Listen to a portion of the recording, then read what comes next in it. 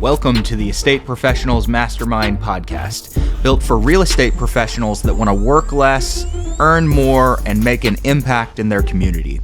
For information on how you can become part of the estate professionals community, visit probatemastery.com. I want to welcome everyone in. This is our weekly group coaching call. If you've never been here before, we're here to discuss everything that's probate related. This is a part of the Probate Mastery program. So Probate Mastery, just for short, for those people that don't know, and most everybody does, it's just our certification course. It's about 15 to 20 hours long, depending on whether you watch all the Q&A sessions. And gets you set up to run your probate business. So that's what we're kind of here to talk to you guys about. This is our free weekly coaching call. If you ever want to look at past coaching calls or you miss one, you can find it on YouTube under Estate Professionals or Probate Mastery. Either one of those will bring it up. And then you can also find us under Estate Professionals Mastermind on podcast platforms that you might listen to. But we are here every Tuesday, and this is your opportunity to ask questions. With that said, I need to bring something up, and I think I'm probably preaching to the choir here. Those that email me throughout the week, which is great. I have no problems with your emails, but those people that email looking for having questions, we usually get about 20 or so of those every single week. And sometimes it's hard for me, depending on the volume of those that come in per week. Sometimes it's hard to sit down and write out a reply with the coaching schedule that I have. So I encourage you guys, if you have questions, come here and ask the question. If you're nervous or anything like that, don't be nervous. You can turn your camera off. I don't mind even if you have a little quake in your voice or something. So show up here and ask your questions. It's your opportunity to get some top level coaching from a lot of different peers of yours that are in this business that have probably experienced what you're going through. And it doesn't matter how simple or advanced that question is. We're here to talk about it. So with that said, if you're in here and you want to ask a question, go ahead down to the React button at the bottom of your screen and click Raise Hand. If you chat questions in, normally I have a team member here that will read your chat and then they'll raise their hand and ask your question that you've chatted in, because admittedly I am terrible at running this call and reading through the chatted in questions. So I would prefer people vocalize their question, wave at me and ask. I'll try to keep an eye on it. My team member is out sick today, so I'm kind of running the show on my own. So who's iPhone?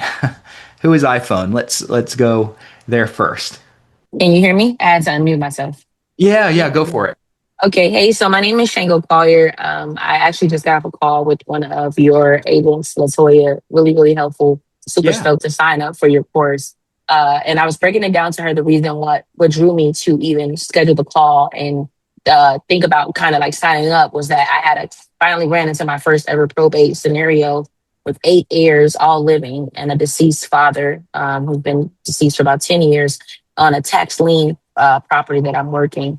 And it really caught my interest to really learn the intricacies, or it tried to at least learn what some of those intricacies would look like and how to successfully go through the processes to actually get the deal across the finish line. And I guess my question to you is, inside the course, I know it's robust and all of that, but would there be times where I could just maybe reach out and just kind of like go over where I'm at, where I'm stumped at with what I'm working on right now with this case itself? Because that's kind of where I'm kind of just a little scared that I'll make a mistake at, is that because it's, I'm dealing with someone's inheritance, a group of someone's inheritance, that I don't want to make a mistake. And I also don't want to seem inexperienced to where they don't want to work with me anymore. Yeah. So, yes and no. Okay. My biggest fear with our group here, everyone that's here and kind of this ecosystem that we've developed, my biggest fear is upselling. Like that is legitimately something that I hate doing. I have to as a business owner, but I hate doing it. I hate people feeling like, oh man, we're just getting upsold at every corner. So with Probate Mastery itself, this is primarily the place that you come with those questions. So this call, I do get people that email in quite frequently, and I will answer those depending on how busy the week is. I will answer those, and occasionally we'll just jump on a call. You could always book another discovery call to run it by one of the other partners in the program as well. So normally, if you kind of email something in, if it's a really advanced question, then someone will usually say, "Hey, let me get you on Bruce's calendar." Okay. So when I say yes and no, being able to do that a couple of times, a few times a year, not a problem. Like questions come up, I can't make it to the Tuesday call, no problem.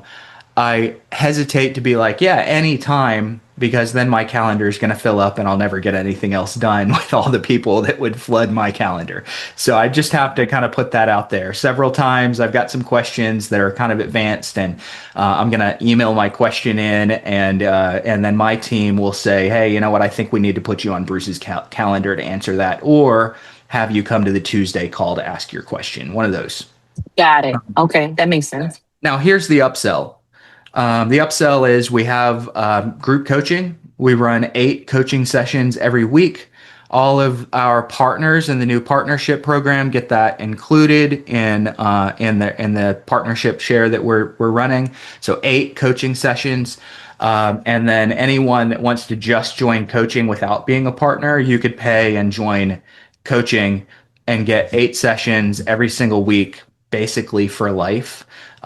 Those sessions are very heavily role play oriented. So role play oriented. They're not all role play. They're very heavily. There's a lot of training involved. But when I train something, I'm usually training a communication approach, and then saying, okay, now let's practice the communication approach that we just took. So it could be calling, it could be appointments, it could be attorney, it could be talking to vendors, it could be a lot of different things. So that's what we're kind of focused on there. But it's also a chance anyone in that coaching also does ask questions like you just asked as well. So it's a good opportunity to have more access to me and other peers that are also in coaching. Gotcha. Okay. Yep. Cool. Okay. By the way, your situation that you have right now, do you have any questions that you want to ask about where you are at the moment? Well, I spoke with an attorney here in Indianapolis, and he advised me that we would need to do a supervision of a state, or having a supervised estate, and to just pick a sibling that's most forthcoming, in which I have. I guess I'm just more so concerned with the whole idea that I have to get a CMA or an appraisal done. And with me wanting to take it and wholesale it off, I'm not keeping it in my own portfolio. I'm like, okay, if I get this appraisal done and they run the appraisal high, and that's what we're using to base our numbers on, how do I get a judge to see why I'm coming in lower than that, or why my numbers are not matching up, even though there is a lot of distress there. Yeah. And I guess I just was just concerned, like, am I taking the right approach to this? Is this what all my other friends or investor guys are doing inside their business model that may wholesale, and specifically wholesale probates? Mm-hmm. So every state's going to be a little bit different, but I'm assuming that there's no will here, and it's going through probate intestate. Is that correct? Yes, that's what there was no will. And yes, we would have to go through probate. Can you explain what you mean when you say intestate? Yeah, intestate basically just means there's no will, and that the state's laws govern who gets what. The state law That's governs. correct. So when there is a will, the will governs how the process is handled and who gets what. When there's no will, the state intestate laws govern. So if you know all the heirs and you get a CMA or you get an appraisal and the appraisal doesn't come in high, but all the heirs, and this is kind of a general rule of thumb, it may not be perfectly applicable, but it's probably applicable.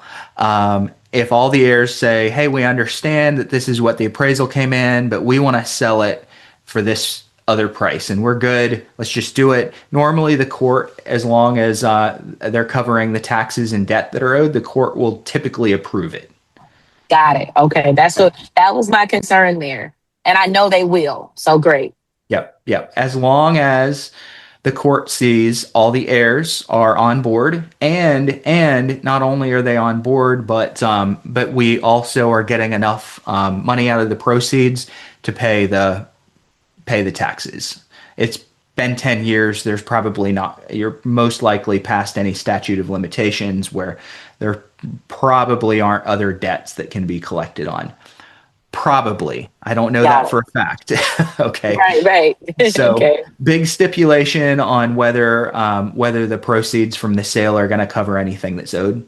If so, and the heirs are on board, then you most likely aren't going to run into problems with the court.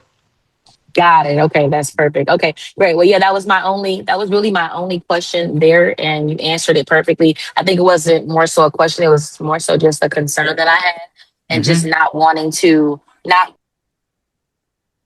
Give me 1 second. I'm sorry about that. Okay. Not wanting to, I guess, for it to get kicked out. I guess I was just worried about things that I may have thought could happen. But yeah, you answered that perfectly. Thank you so much. Are you familiar with the laws in Indiana by chance? Not or you just specifically. I've seen the laws in the majority of states, but kind of keeping them all straight in my head is not doable given my level of ADHD. Right. I got you. Thank you.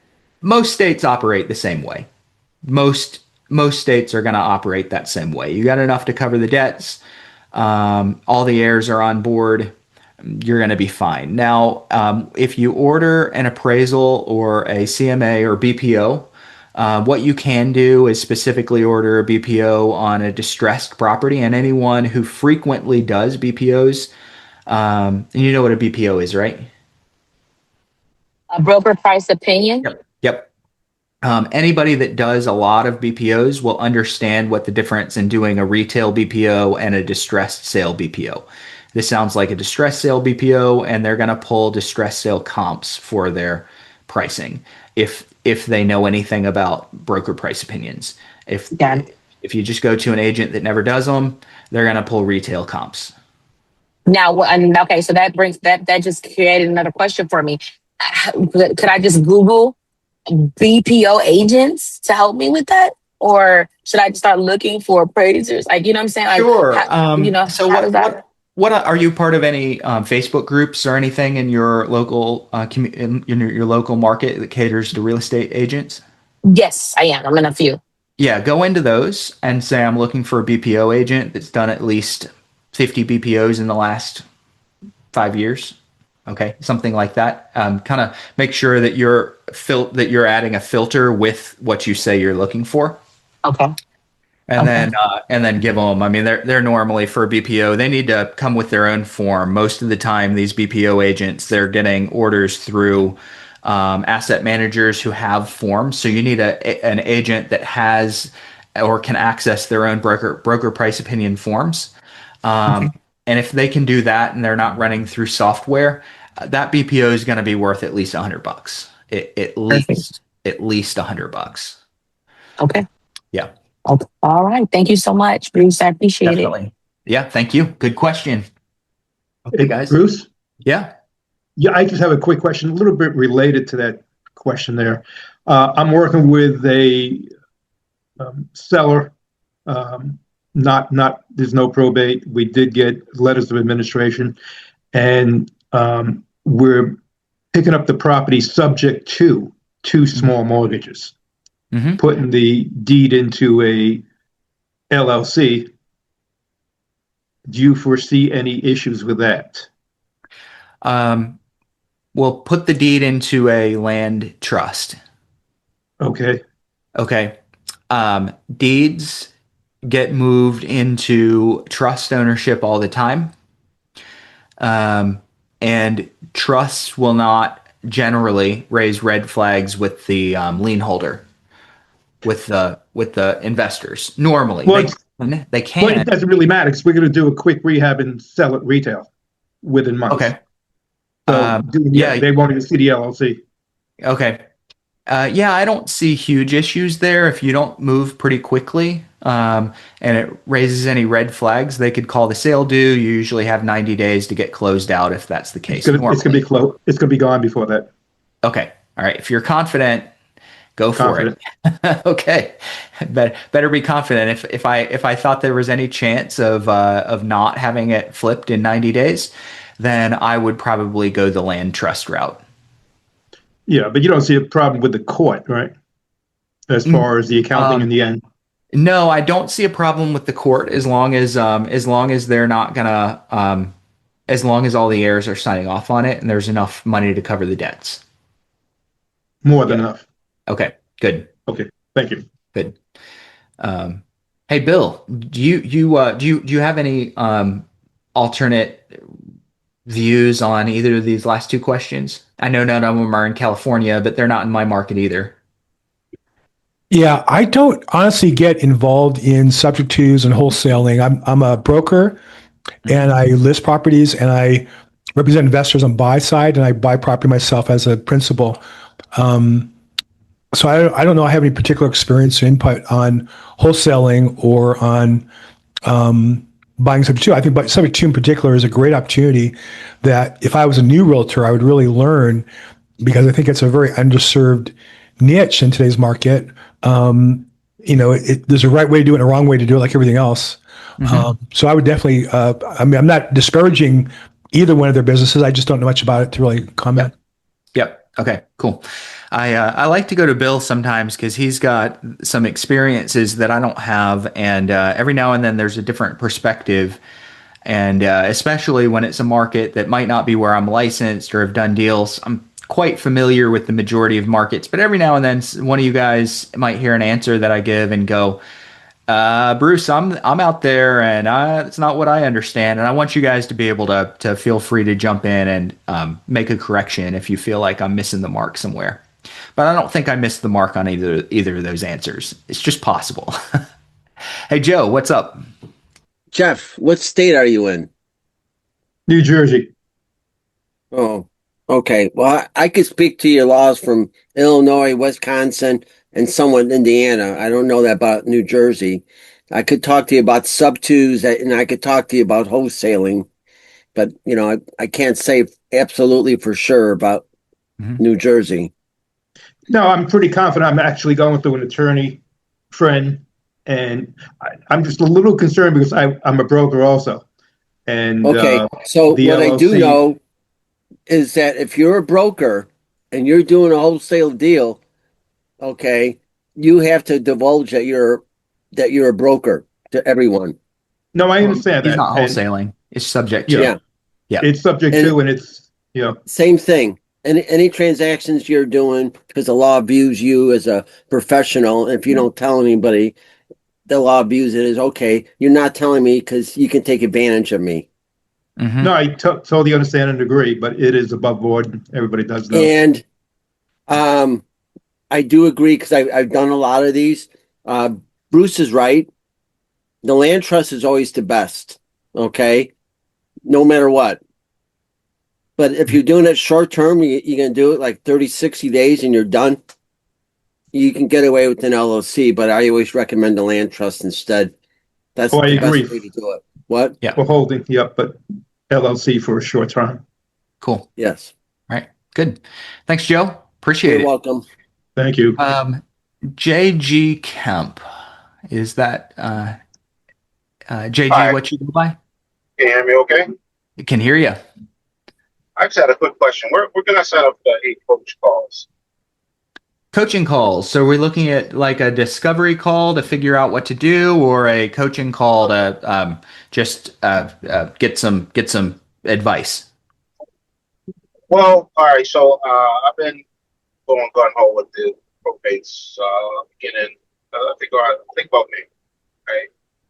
And so since May to now, done about 4 to 5 deals.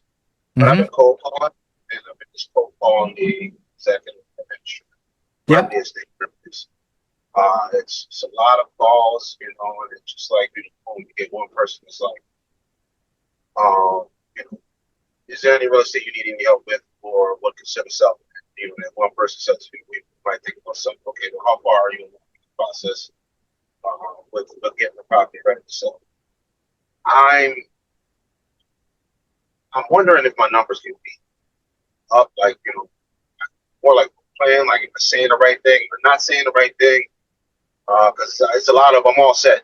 I have an attorney. Yep. It's a lot of that. So I'm wondering, is there more I can do to get Yeah. more of out of conversation? Yeah. Here, I just finished saying I'm going to give you an answer in just a second. There's a lot of possible answers. It's really nuanced. So I'm going to give you an answer that's going to clean up a lot of what you're experiencing in a second. And I started the call by saying I always hate upselling, but this is exactly what we do on our 8 coaching calls. Is we break apart different aspects of the call and we figure out what we can say to get the better response, what we can say to get them to acknowledge that there's real estate involved before we've even asked. So what you're doing is what I would call the wayward queen approach. And for those of you that were around me years ago, I used to teach what I would call the wayward queen approach. If anyone plays chess, you know that the wayward queen is an opening in chess where you checkmate your opponent in 4 moves if they're an idiot and they don't know what they're doing. Okay? So if you ever play chess and you're playing someone that's really dumb and they have no idea what they're doing, not dumb, but inexperienced, and they don't know what they're doing, go with the wayward queen and you're going to checkmate them in 4 moves. So when you call and you say, hey, this is about the estate of John Doe, I was wondering if you had any real estate that you might sell, and they have no idea what they're doing and they have an urgent need, they're going to go, yeah, we're going to sell the house and your deals are going to come. It's a great approach. I like that approach. If you have an extremely thick skin and you're willing to burn relationships that might take 6 months before they sell. Okay. Right. So when you do that, you're going to get those people that get really upset. I just put my relative in the ground and here you're calling and asking me about selling the house. But you're also going to get the people that are periodically desperate and they're going to give you their answer and it's going to be really favorable very fast. Yes, we've got to sell the house. We're taking offers next week. And you've found some of those. Yes, I got one appointment tomorrow. Yep. So the problem is that you're burning the relationship with 3, 4, 5 people a month that are going to sell in 6, 7, 8, 9 months. So your potential. Now, it doesn't mean that you can't go back and get them again once they've forgotten your voice and your name. But you're certainly, when they're mad and they've given you an objection, it's hard to unwind and try to get that relationship into nurture position. So the approach that I usually take is to not offer a real estate service, but offer a concierge service that helps with the probate process. And then instead of, and I'm going to run an exercise. We just ran it on one of our small group coaching calls just a little bit ago. I'm going to run an exercise and I'm going to go to you first, and then I'm going to go to a few other people that were not on our coaching call earlier. If you were on our coaching call, you're not allowed to answer. But let's go to you really quickly. And is it JG? Is that what you go by? Yeah, JG's fine. Okay. So, why would someone need to work with you? Well, I mean, we provide a lot of different services to support families in probate. Not only do we do real estate, but we also do donations, payments, estate sales, landscaping, contracting services.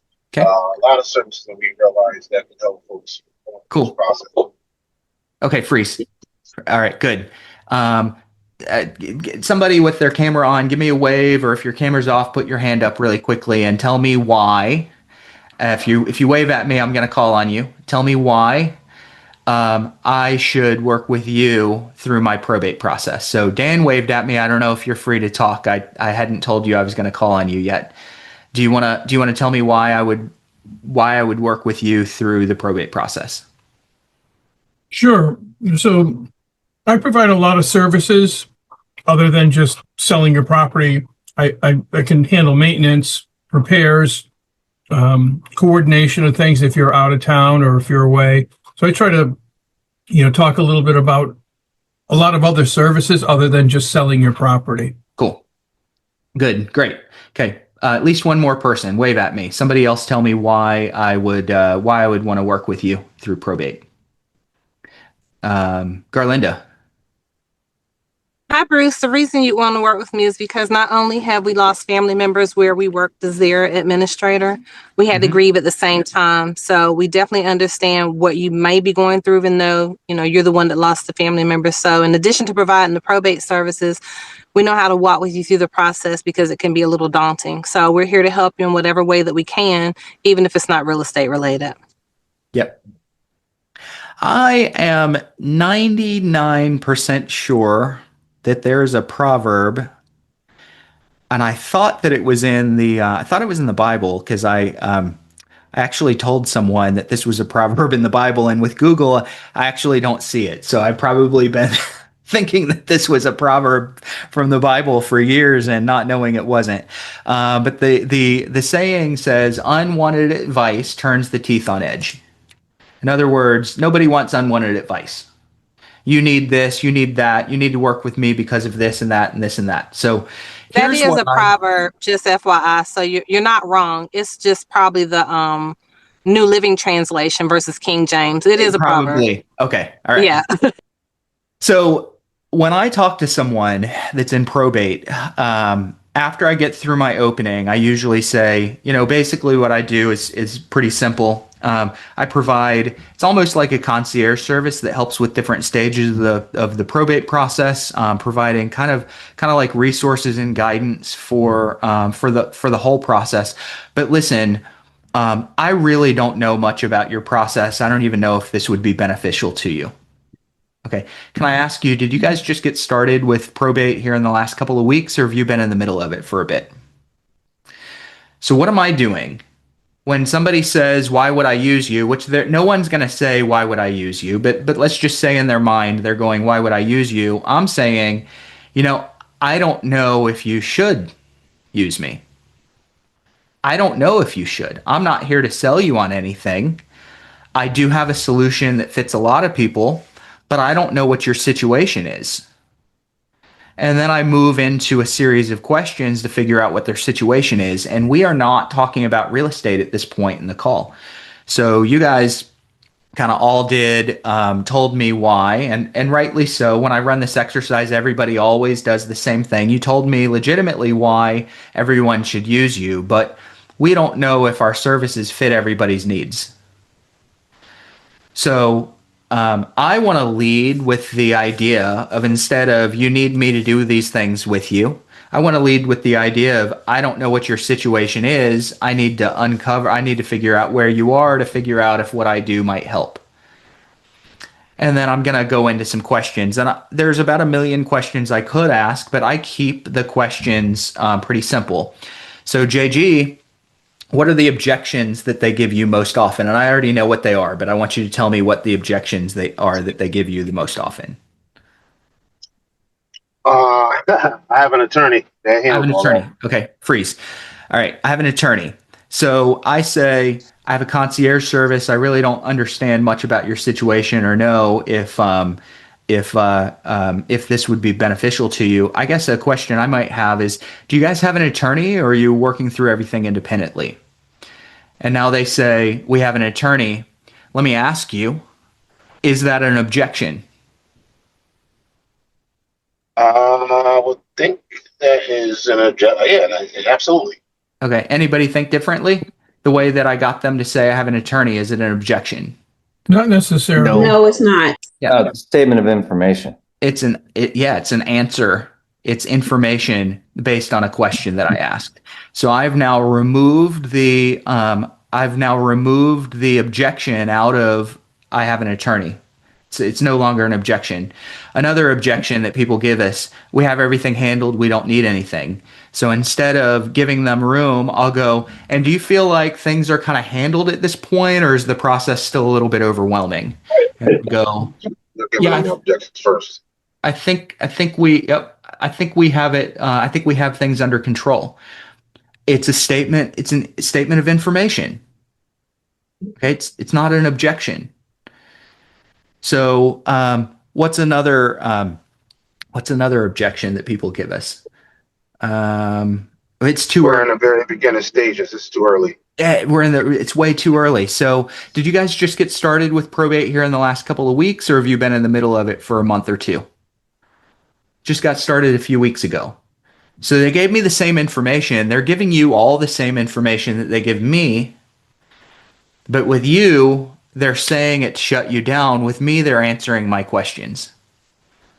Bruce. And then I can go, because of those things you just gave me, here's what I want to propose. Hey guys, I'm butting in here with a quick ask. If you're getting value out of this coaching today, I want to invite you to check out my Probate Mastery trainings over at www.probatemastery.com. Probate Mastery is for you if you're an agent or an investor that wants to work with motivated sellers that have inherited real estate that they don't need and in many cases can't afford. These sellers are more appreciative, willing to trust your expertise, and less likely to nickel and dime you over commission or price. Why is that? They're often in the middle of a complex probate or an estate administration process, and this means that real estate is very often a burden on them, and they simply need the help. Inside of Probate Mastery, I teach you exactly where to source your leads, how to establish value, and offer your service in a way that quickly makes you, as the professional, your market's expert in the probate space. If you want to know a little bit more, go over to www.probatemastery.com. Hope to see you guys inside of the community. Thanks. Who just called me? That was Andrew. Hey, Andrew. Question for you. What kind of question would you ask into the sensitive topics around, handling? Are there any assets that need to be settled in this? Or how are you asked that sensitive question then to uncover whether or not they have things that need to be settled? So, Andrew, a lot of people that I talk to eventually ask, and this is role play. So a lot of people that I talk to eventually usually just ask me what it is that we do. Do you mind if I took a second to share that? Yeah, sure. Okay. So it's pretty simple. It's like three core things. So the first is I help with how-to guides and information for various different stages of probate. Second is I provide a lot of connections to different professionals that are sometimes useful for families that move through the estate process. And then lastly is I provide details and guidance around managing assets that might be part of the estate. Out of curiosity, have you guys decided what you might do with assets? Are you thinking about selling some assets, maybe real estate or vehicles or anything? Or is it just kind of too early for you guys to know at this point? It's a bit too early. There's a lot going on. We're quite overwhelmed. Totally understand. It can be complicated. I'll tell you what I want to do. Let me send you a resources package that I have that's going to help with different stages of the process. It'll give you everything I just described. Only thing I would ask, look at it. If it's helpful, if there's anything that you need, give me a call in the future. Does that work for you? Appreciate that. Yeah. Yeah, absolutely. And the address that I have on the probate file, it looks like 123 Main Street. Was that your mom's address, or is that? that? I'm gonna give you the right address. So. Okay, that was her address, though. Yeah, that was her address. Okay, got it. What's the best address? So what do I know? Stop. Yeah. What do I now know about the address? That it was the estate address and not the person in control over the PR. It's not the PR information. There is real estate. Yep. There is real estate, and it was owned by the mom, and the PR doesn't live there. Okay. Did I say, are you going to sell? I gave you an opportunity to tell me it's too early. It's too early means you're going to sell. You either don't want to tell me yet, or legitimately you've got other things on your plate before you guys decide. So that question was, you laid out a little bit about what you do, kind of to frame the question. Hey, I do these things. I provide resources or connect people to this and that. And then you said, what was the either or question you asked there? That was. Have you guys decided if you're going to sell any of the assets, maybe the real estate once probate's finished, or is it just too early to tell? Okay. You give me an out. You said, or is it too early to tell? Yeah, I actually gave you 2 outs. Those that are in coaching, you guys are getting so mad at me right now because we just went over this and you paid for it. But so No. I gave you 2 outs. 1 out, and I didn't give you more importantly, I gave you 2 outs, but more importantly, there's another out that I didn't give you the option of taking. And what is that? What option did I not give you? You gave me an alternative choice that was about, okay. I don't know. I don't know. Somebody chime in. What would the third option be? So I'll give you the 2 options again. Out of curiosity, are you guys considering selling once probate's over, or is it? We're going to keep it. We're going to keep. Take it off the table. I don't give it. Yeah. Are you going to sell it, or is it just overwhelming right now? Yeah. Yeah. Okay. So, but I gave you 2 outs. So I gave you 1 out of it's too early, and I gave you the other out of we're going to sell, but the qualification is once probate's over. So people are really unlikely to be honest with you and tell you that they're going to sell if they think that you're about to close the trap on them. Right. So they might be selling next week, but they don't want to tell you. So I want to give them a really easy, comfortable way of telling me that they're selling while they think that they're qualifying it for the future. Yeah, we're going to sell, but not right now. I get that all the time. We're going to sell, but not right now. Now I know a lot of them could sell right now. A lot of them will sell soon. But if I try to, if they feel like I'm about to close a trap, they're going to back out. They're going to find a way to avoid answering the question. They need to feel autonomous in that. Yeah. Okay. So they say, yeah, we're probably going to sell once probate's over. Oh, no problem. Do you think that'll be sometime in the next month, 2 months? Or are you looking at 3 or 4 months down the road? Yeah, probably a couple of months. Even if they say, no, we're not going to sell it. We're going to totally keep it and rent it out. You're still going to stay in the pocket with them some way. Here's some information. Yeah. Why don't I just be a resource for you down the road or Absolutely. something? Okay. Absolutely. Yeah. Great. Cool. Thank you. Definitely. All right. Who else, guys? Other questions? Good questions so far. Anybody have anything else? We're got 23 minutes left. What's your tonality like? I mean, I feel like that's very important. Yeah. When I open a call, my tonality is you're supposed to know me. So I've done it both ways. And I think it's beneficial. I think both have merit. So I had in the beginning, when I started coaching probate, is I named everything after a chess opening. I like to play chess. It's just my brain is like, hey, if I move here, they move there. If I move there, they move here. And I do the same thing with my conversations. If I say this way, they're going to answer in a way that's very predictable.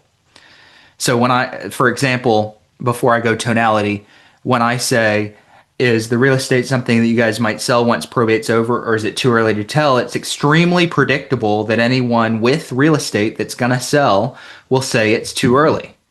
It's extremely predictable. I know the move that they're going to make. If I know they have an attorney and I want to stop them from saying, we have an attorney, we don't need anything, goodbye, I'll go, and do you guys have an attorney, or you're kind of working through it independently? I'm giving options.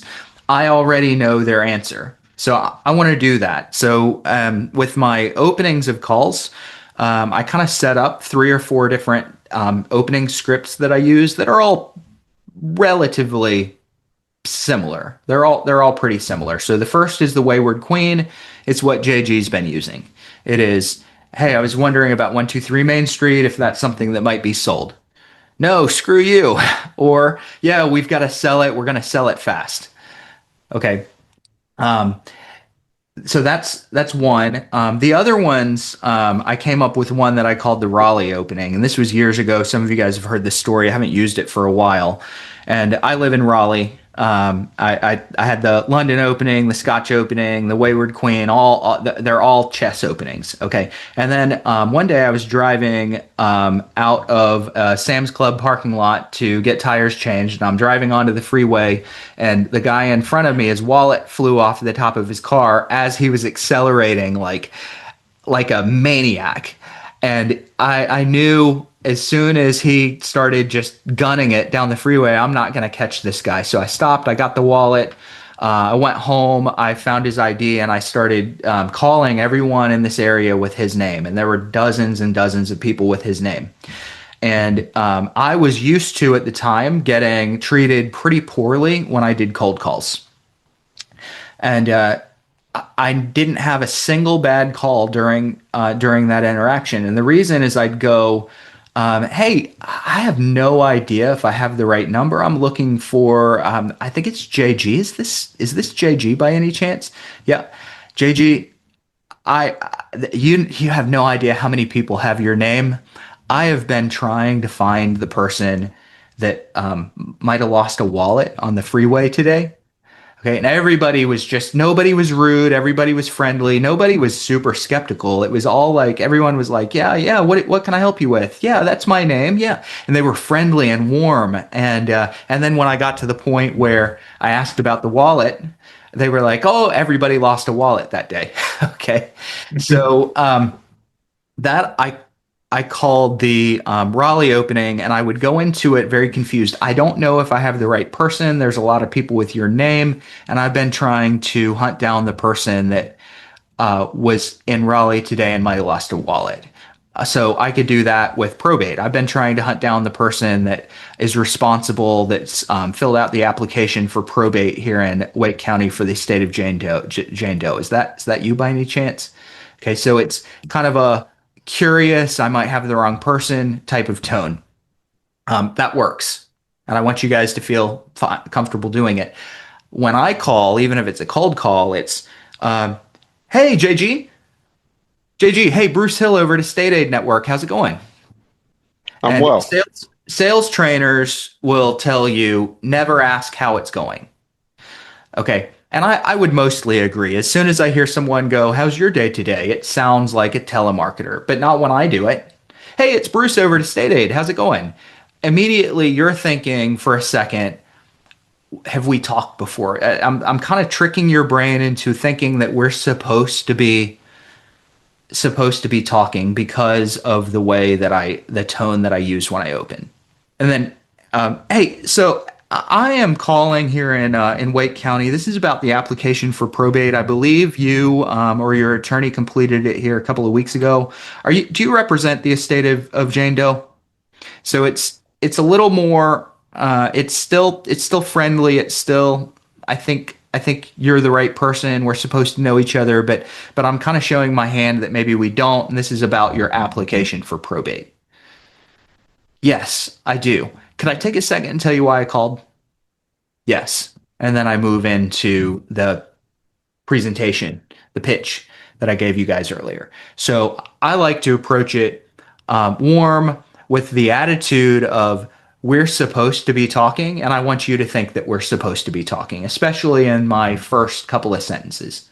That's great. That's assumptive. It's direct. You're using technical language, so you sound like an expert when you're just opening. So that instantly you're establishing yourself as credible with what you're saying, and then you're asking for permission. So they're retaining autonomy. You're giving them the ability to feel like I'm in control of this conversation. Right. That's awesome. Absolutely. And I need them feeling like they're in control throughout the whole call. So I'll strategically ask permission at various different stages of the call. And when I ask questions, I almost always give binary choices with my questions. Have you ever read the book, Exactly What to Say? You read that book? Yeah, that's a good book. There's a lot of non sequiturs. I don't know if this is for you, but I'm not sure if this even makes sense. But it's a really good book. There's some of it that I've tried and it just completely failed. There's other there's other things that I use in there every day. I like your approach. Appreciate it. Yeah, I think it's good stuff. I guess my next question was, I noticed when I say, I'm from a real estate company or anything real estate, that's like a trigger. Like, so how were you introducing yourself? Yeah. I am not from a real estate company. I own and operate an organization, and so mine is called Estate Aid Network. Okay. So it sounds formal. It's it's not real estate related. It's not real estate related. If we move to a place where I've asked about real estate, and they go, yeah, it's too early to tell, I might say something like this. Generally, people want to know why I would even ask about real estate. Do you mind if I share that with you? Please do. Getting a yes. And then I'm going into how my estate aid network helps with the probate process. I also own a real estate brokerage. So when someone is going to potentially sell real estate, I usually would make an offer or potentially coordinate for them to get the highest offer. So I'm not bringing real estate up until I've asked about real estate, and then they say what their plans are, and then I'll go, do you think I could tell you why I would even ask that question? And they go, yes. And then I'll introduce the real estate component of my business. Well, I got a ton of questions. I'm happy I got on this call because I've been part of this for like over a year. Mm-hmm. This is the first call I got on. If you could just tell me where, I can get the coaching, and I'll just ask my questions then. Cool. I love it, man. Where you can get the coaching. Book a discovery call. So go on the homepage of probatemastery.com. If Lou was here, I'd have him pile the links in on top of this. But just go probatemastery.com, and there are discovery calls. Okay. When you do discovery calls, those are not technically coaching calls. What those are essentially kind of setting you up, either showing you where you can join coaching or where you can become a partner. When I partner in a market, I run all the operations, like literally all operations with my partners, and then we share revenue. Or just getting you in courses. If it's a question you have that they can't answer, they'll usually put you on my calendar. Mm-hmm. Yeah. I guess my last question would be, once you say you're with the state aid and they say, well, do you have a website or something I can look into? Where are you sending them to? They don't. They don't. Yeah. If they do, I do think it's a good idea to have a website. It's legitimately, my business used to be called North Carolina Estate Solutions. When we scaled out into other markets, we changed it to estate aid. That was just 2 months ago. It's been the last piece of my business. I do not even have my website up. Nobody asks.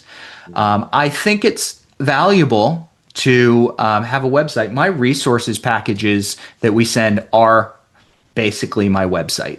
They have everything that my website would have. And I actually steer them away from asking about the website because I'm in control of the call. If they're interrupting and asking about your website, that's just kind of an area of your call that you're not quite in control of yet. Now, I believe that you should have a website. So I'm a believer that a website is valuable to your probate business. So please do get one. But if you control the flow of the call and you're asking questions strategically and controlling their answers, and you know what they're going to say before they say it, then they're never going to ask about the website. It's good stuff. Yeah. I appreciate it. Thank you. Yep, for sure. Andrew. Yeah, I'm wondering, because I don't have an organization named the real. What did you call it? Go get one. Yeah, so I have one. It's an S corp, but it says Abode Realty Group. It says Realty in the name. So is there some non sequitur way I can introduce myself in that snapshot? Hey, it's Andrew. Listen, we assist families through probate process, something like that, or we're a certified probate organization that helps families through the process. Is there some way to? I have to work out the word, but is there another way to introduce yourself quickly so that they get a general sense of what you do? Do you have a DBA with your business already? Your LLC? No. No? Okay, go get a DBA and call it something probate services or estate solutions or something like that. So I like to briefly gloss over the company name in the beginning. Hey, Bruce with Estate Aid Network. Hey, listen, I'm not 100% sure that I have the right person. I'm calling about the application here in the county for probate. I believe it was recently submitted. It's on the estate of Jane Doe. Do I have the representative? Are you the representative for that estate? And they go, yeah. And then I'll move through the rest. I'll ask permission. Can I tell you why I called? And then I'll go, as I mentioned, I run an organization. It's called Estate Aid Network. So you might say, as I mentioned, I run an organization. It's called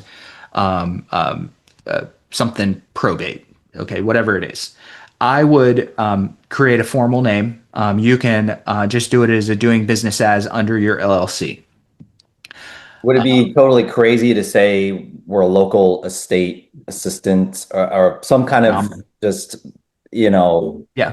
self-made DBA or whatever title? Yeah, that's not a problem. But just like I've used DBAs that weren't formalized at all. I've just made up names before. I have a whole website under my current LLC, so I have to basically rebrand. Yeah. You could just make one up. It's not a problem. I mean, I think eventually, more than likely, want to formalize it with the state.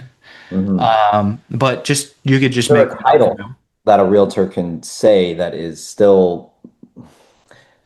It's so I want to say you're so and so. You're this type of eight. You don't even want to say it. I would not show my real estate hand yet. Yeah. So there's a ton of people on this call, and I get these questions all the time. But Bruce, I'm in real estate. I'm supposed to tell them I have a license. I'm a realtor, whatever it is. I'm supposed to tell them that I'm a realtor right away. And my answer is, you're supposed to tell them at first substantive conversation around real estate. Are we talking about real estate yet? No. So if you're in the grocery store and someone says, hey, I like your shoes, do you turn around and go, hey, I have to tell you I'm a realtor?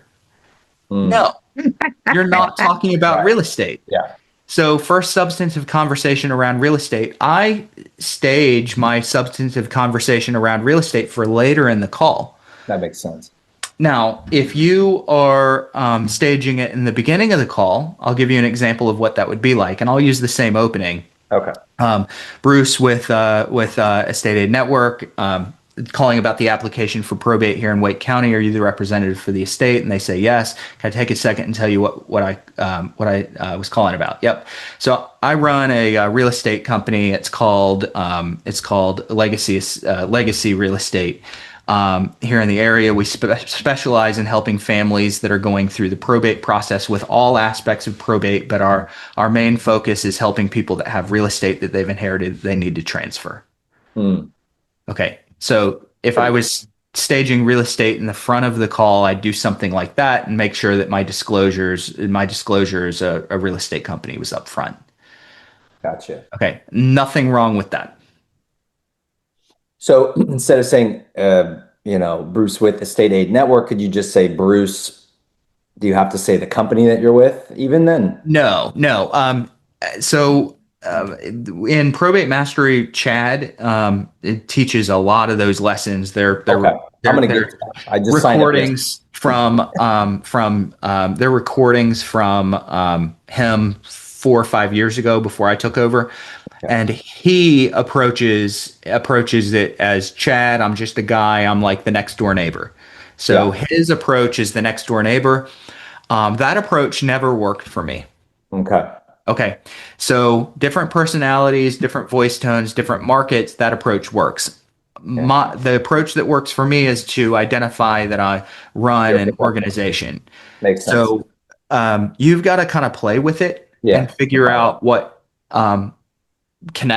causes that connection. I like what you have. I like the DBA route. That's nice. It feels good for me too.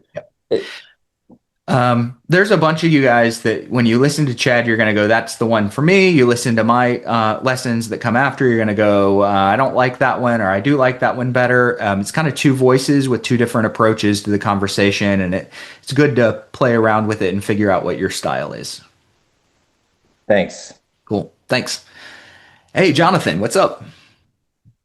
Hey, Bruce, how's it going? Thanks for doing these. This is really helpful. I signed up for just a regular mastery certification course a couple of days ago, so I'm finishing that up.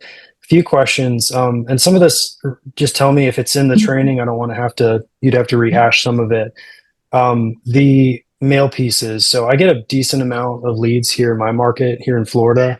Mm-hmm. And the problem I'm facing is just like mail houses and everything. Is that just something I need to like commit to, or do you have any, I guess, do you have any ones that you specifically that you recommend? And when you do recommend them, I'm assuming I have to have my packets and stuff taken care of. I just send it to them. Or do you think for the first probably couple of weeks, couple months of implementation, I should just print them and stuff the envelopes myself? Ooh, printing and stuffing is definitely an affordable way to go. I've done that 3 different times that I thought I could bring that process in-house, and I fell behind every time. So there's people that do it really successfully, but it's a complicated bear to stay on top of, especially if you have a lot of leads. So for me, I would either go to alltheleads.com to run my mail, or I would go to printgenie.com to run my mail. Both of them, you can write your own letters and build your own campaign with spaced sequencing in each one. So you're essentially just building your campaign. You're putting your letter content in, working on incorporating postcards if you're going to do postcards. I'm not a big fan of postcards unless it's going like in between 2 main letters. And then I would just hit play and know that when I load a lead list in, this is going to be the sequence that runs to everyone, and I don't really have to think about it anymore. Okay, that's helpful. So the initial call, because some of this I've kind of had to just make up on my own. So I'm really glad I found you. I've been doing this particularly probate focused for a few years now, but I run into the issue that you were just talking about. When you lead with real estate, even if you're very kind, you're very focused, when you're in a market where there's a lot of competition, people tend to be just wary, so they answer the phone and they're just ready to hang up on you. Or they'll just be really polite because I'm decent on the phone, and then they just, it's just kind of a ghosting sort of a thing after the fact, which is even worse because then I just waste time with follow up. The initial conversation, 4 or 5 times a day, doing my absolute best to get a hold of them. They finally answer. They say, yes, send me a packet. Am I putting them on an automation, or is it a way just to send that initial packet and then stop all mails and then schedule a follow-up call? Like, is there a video that you can point me to about just the process? Yeah, any packages that you send are often going to be the only one, and they need to be pretty pretty substantial. They don't have to be substantial. There are, in Probate Mastery, there are checklists. There's a bunch of cold mail. So when you've talked to someone, take one of the cold mailers and just warm it up. You could load it into, I wouldn't do ChatGPT. You could load it into Claude and say, hey, pretend that I already talked to someone, change the language that needs to be changed. So instead of saying, hi, my name is Jonathan, we don't know each other, it's, hey, this is Jonathan, we talked a couple of days ago. So it's as simple as just tweaking the language in those. And then I would probably put a brochure, a checklist, maybe a vendor flyer, and anything else that you can think about. That's a reasonably solid first package. Reasonably solid. It's not wildly helpful, but it'll separate you, because everybody else that's doing this, they're sending either a note or a postcard or maybe one letter. That's what they're doing. And when you add valuable material into what you send after a conversation, you're going to separate yourself from 90% of anybody else. For sure. And then I don't run an automated campaign after that. I'm just going to call after that. I'm going to send a handwritten note at some point. So I'll run a CRM that reminds me when maybe I want to do a handwritten note or something like that. But I remove my automatic drip mail campaign that's running for all my cold leads. Once I've had engagement, I move to a manual approach, because I may only get 20 leads a month that I've had good, solid engagement with. That's not that hard to keep up if my CRM is reminding me. That makes sense. The follow-up call after the packet, just to say, hey, making sure you got that, making sure if you have any questions specifically, they're probably still going to be in the process of overwhelm and everything. Yep. Can you point me to a video or just talk me through kind of that? Okay, let's stay in touch. Like, is there any sort of like calls to action that I should try to push them towards? Like, what does that second call look like? That second call is normally not a whole lot of information. It's not very long normally because we just talked to them a week ago. So it is, hey, I sent that package. I wanted to see if you got it. Yep. Have you had a chance to go through that, or is it still something you need to go through? So I give them the choice. I haven't gone through it. I've dug through it in detail. Almost everyone is going to say I haven't gone through it yet. Okay. Do you think you might have a chance to take a look at that tonight, or is it going to be later this week? Yeah, I'll look at it tonight. Okay. Not a problem. Just remember, if you go through there and there's anything that you need, give me a call. Work for you? Works for me. It's simple. If they say I'll go through it tonight, I'll probably call in another 2 days. You have a chance to go through it yet? If they have gone through it and everything's fine, they go, no, everything's still under control, no problem. I always leave it with, you call me if you need anything. I never, ever, ever, ever, ever, how many times can I say never? I never say, can I call you in 2 weeks? Never. I would say, if you need anything, give me a call. It's better to beg forgiveness than what? Ask permission. BJ. Right, Hey. and be rejected. If somebody says, no, don't call me, my relationship is kind of burned at that point. So I know I'm going to follow up and call them. I don't need to give them an opportunity to say, no, don't do that. So I'll call them, and let's say they've gone through the package, everything's covered. I'll call them in a month or two, and then I'll say, hey, this is Bruce. I don't know if you remember, I sent you the resources package about a month ago. How's everything going? They'll go good. And then I point to something that they told me. So last time we talked, you said this. Now, hopefully I got into real estate in that previous conversation. Last time we talked, you said it would probably be around, what are we in, January right now? It'd probably be beginning of January before you guys had a chance to even get over to the house and start thinking about what you're going to do. Have you had a chance to do that, or has timing changed a little bit? And they go, yeah, we've actually been over there this week. Or maybe they go, no, timing's changed. We really hadn't done it. You're probably looking at February or so before you really do that. And they say, yes. Well, now they've given me my last time we talked, you said this that I can use in February. So I'm trying to get them to tell me something about their timing that I can use when I do my future follow-up call. So the first follow-up call after the package, it's just got the package. Don't forget, call me. Is there anything I can help you with now? No, bye. That first interaction after the package normally isn't that substantial. The next interactions, I'm pointing to things that they told me before, and I'm asking them if you told me this, is that still the case, or have things changed? Okay, and I try to make it around the house if I can. So that initial conversation, depending on the warmth of the lead itself, do your best later in the conversation to at least bring up real estate so you have something to refer back to. Are you really pushing this is also what we provide with an emphasis on real estate, depending on that first conversation, or does it just depend? It depends. It really, really depends. I will bail out of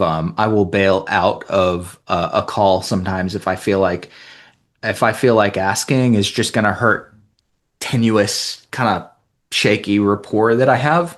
Sure. I won't go hard into real estate, but I know a lot of things based on earlier in the conversation. I know where they live. I know who owned the house. I know whether they just applied or if they've been in it a few months. I know if they have an attorney.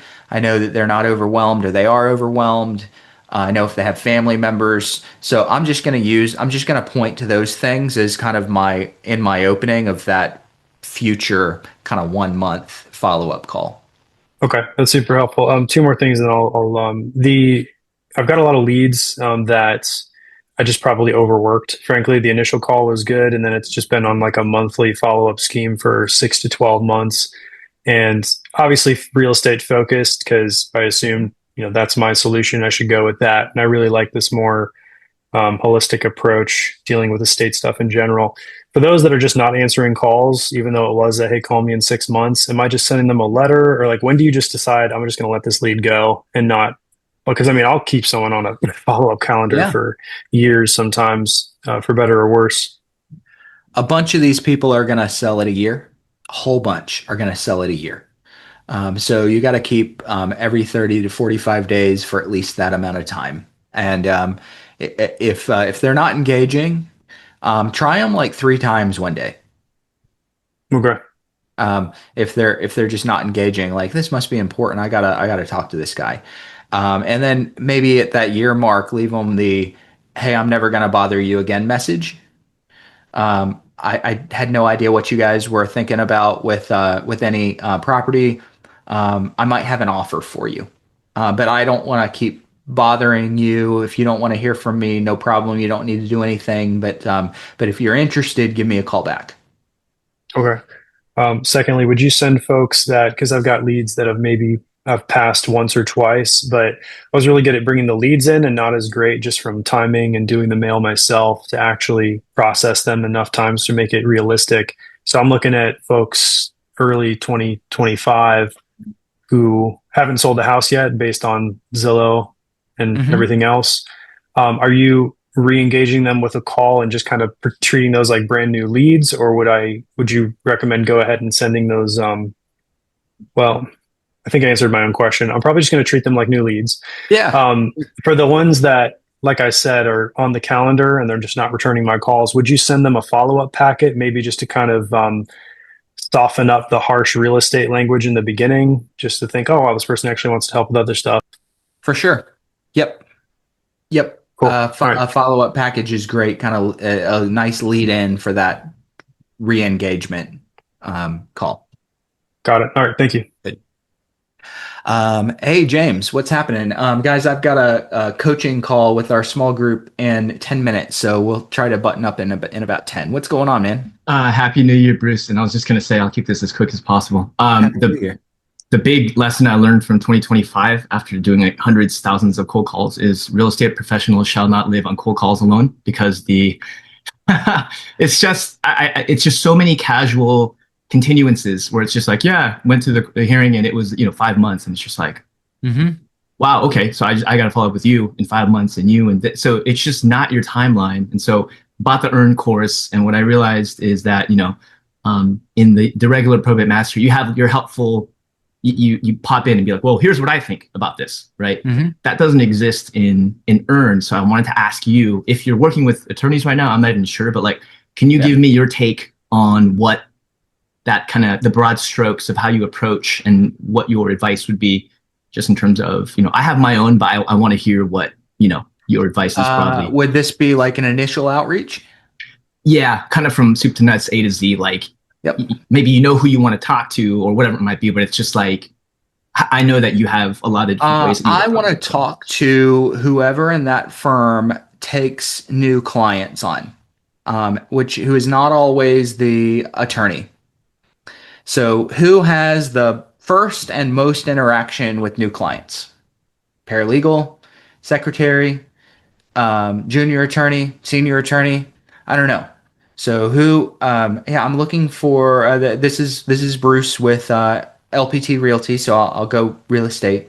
You cold call the offices then, the firms? Yeah, definitely. Okay, I don't do anything except for call. Now I network, but if I don't know the attorney and I haven't met them through networking or been introduced, you bet I'm going to cold call. Got it. You bet, every time. And then I tell a story. My story is, over the last couple of years, I've had a couple of my clients that have gone through probate, and it's just made me realize I really need a good attorney that I might be able to send them to. Is that the kind of work you guys do? So what did I not say? I didn't say I don't have attorneys. I said it's just made me realize that I need a good attorney that I could send them to. Is that the kind of work you do? So I didn't lie. I might have 15 attorneys that I've said the same thing to. 15, yeah. But it's just made me realize I realized that 10 years ago. Okay. So I'm finding a way to craft the language where I can feel good about myself ethically. while telling them the truth and still making them feel like if they want to think that they're the only attorney that I send business to, great, not a problem. So that's my way in. Yeah. Okay. And then once I've met them, and it depends on how good of a relationship we're building, I'll pop by every month, every 45 days with generally coffee or baked goods or something like that, and a couple of flyers, just a few, not a lot, not big marketing push. I'll pop by. If we get really good, I take them to hockey games and take them to dinners and all kinds of stuff. Like, I am all about schmoozing my best referral partners. But if we're not at that level, I'm at least going to pop by their office every 45 days or so. Is a decent percentage of your business or pipeline coming from attorneys / referral partners? It was, yeah. Okay. A third was probably coming from referral partners, and 2/3 was coming from direct outreach. Okay, a third is a lot. Okay, so you can actually even scale that in terms of the more business referral partners. Yeah. And I just like that because it's like drawing from a well as opposed to direct, which is like then we're fighting with my brother-in-law still, and it's just going on and on and on. It's like, I call you, Bruce, because I have someone right now who's ready, let's say, to sell, right? That's the idea. It takes a bit to like the direct to consumer, direct to prospect is typically a faster relationship to build. The attorney can be a slow relationship to build, but once it's going, it goes. Okay. Yeah. Okay. An attorney that is sending me two referrals a week. So a week? Yeah. Now, I don't have them anymore. It makes me sick that I don't have them anymore. But yeah, you can. But it took a long time to build that level of relationship. Lunches and schmoozing and office visits and all that jazz, right? Yeah. Okay. Yeah. Okay. Thank you so much. I'm gonna follow up later and let you know how it goes. Awesome. Okay, guys, welcome. I had some other hands up. They're down now. Thank you guys for such a great call. I always love it when we get started like this, and it's just lots of questions. This was good, really valuable. I got a lot out of it as well. I am Marina. I'm going to go there. I got 2 minutes, and then I got to jump. What do you have, Marina? Can you hear me? Yep. So one thing I noticed in a deal we did, there was a gentleman that was filing pro se, and on multiple occasions he'd gone down and was giving the clerk of the court just way too much stuff and was bothering her, and like he didn't know what he was doing. Would it make sense to go to the clerk of the court and just say, hey, if you ever have anybody filing, they're bugging you, this is what we do, here's my information? Or is that no? You can absolutely give that a try. Okay. Different clerks have different attitudes. Okay. And so I always want to go in and kind of lead more with curiosity. Hey, I've had some people that were going through probate, and they've asked me some questions, and I just need to understand the probate process a little bit better myself. So I'm always kind of leading with a story when I'm talking to other professionals. This is why I'm down here, trying to understand the process, trying to figure out who to refer to, things like that. And then could you show me where the applications are? I just want to kind of get my hands around what they look like. And then as the relationship builds, I'm absolutely going to offer what you're offering. Now, if they're warm and friendly and fuzzy right out of the gate, then maybe you do that right out of the gate. But most clerks are overworked, underpaid. They got an attitude.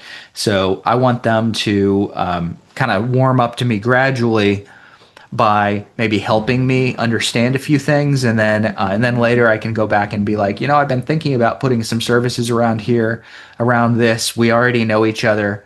What do you think of this? Do you have anyone do you ever run into anyone that might be able to use this? Yes.